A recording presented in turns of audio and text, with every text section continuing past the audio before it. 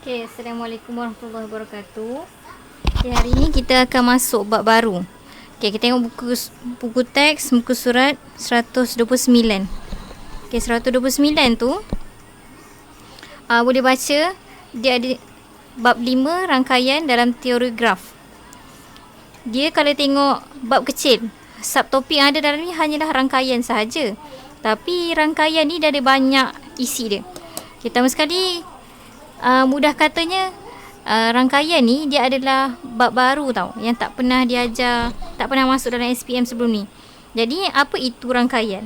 Rangkaian ni antara aplikasi yang kita gunakan adalah sistem pengangkutan di Malaysia yang terdiri daripada pengangkutan darat, air dan udara sedang membangun seiring dengan kemajuan negara. Sistem pengangkutan darat terutamanya angkutan awam membangun dengan pesatnya mengikut pertambahan bilangan pengguna terutamanya di bandar-bandar besar.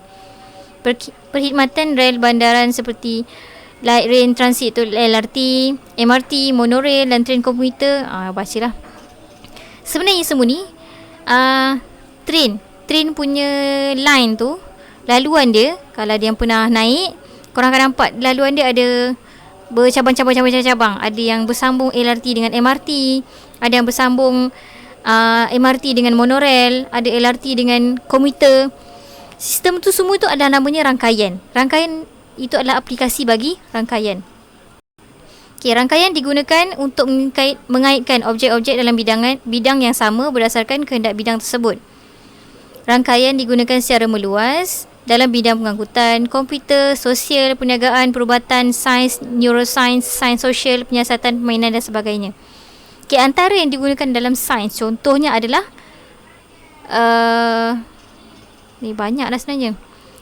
Ada nanti dalam rangkaian ni dia ada rangkaian yang apa nama dia? Berarah tak terarah. Graf berarah. Dinamanya rangkaian ni ada berkaitan dengan graf. Ada yang berarah, antaranya adalah saluran darah kita dalam jantung. Dalam jantung kita dia akan dipump. Dia ada satu laluan one way je. Dia tak akan patah balik. Dia one way je. Dia tak ada yang lawan arus. Dia terus pergi. Dia ada laluan keluar, ada laluan masuk. Itulah jantung kita. Betapa hebatnya ciptaan Allah Ta'ala ni kan. Kemudian boleh bacalah jaringan kata ni. Okay, pertama sekali kita masuk pada apa itu rangkaian. Okay, kat sini kalau melalui sekolah rendah, masa tahun 5 dia ada belajar. Sekarang ni ada belajar teknologi maklumat dan komunikasi.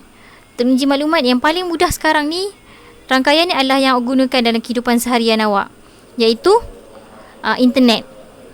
Internet ni awak, kalau kita letak kat sini kan, okay, contoh kita ambil kat sini dalam gambar rajah bucu tepi ni. Okay, bucu ni adalah awak, tepi ni adalah line internet tu. Contoh ni kawan awak, ataupun semudah kata macam saya lah. Saya sekarang ni menyampaikan kelas pada awak melalui rangkaian.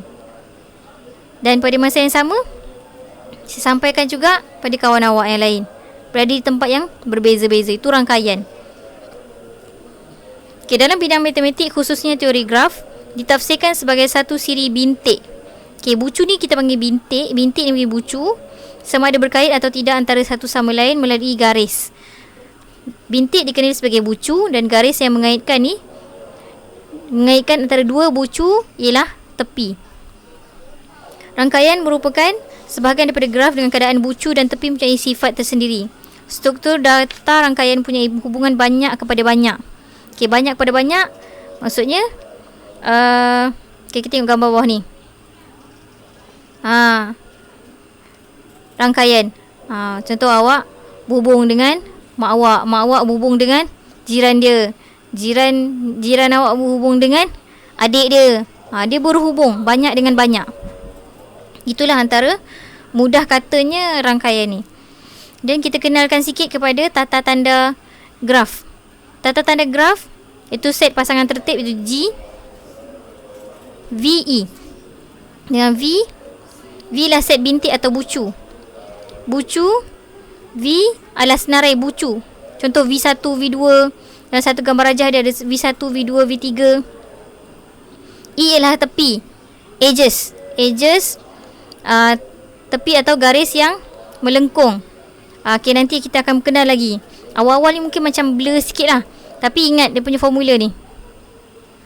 Ingat formula ni. Tak ingat nanti selak balik. Rajin-rajin selak buku masa belajar. Time peksa tak boleh selak lah kan.